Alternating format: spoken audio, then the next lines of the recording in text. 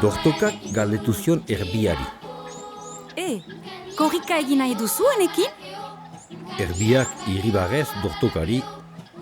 Inozenta, ze, korrika guk elgarrekin. Dortokak baietz, nahi zuela, eta biak abiatu ziren berehala.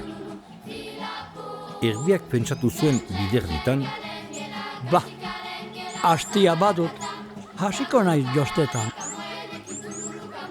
Dortokak egin zuen bide, eta hak irabazi dudarik gabe.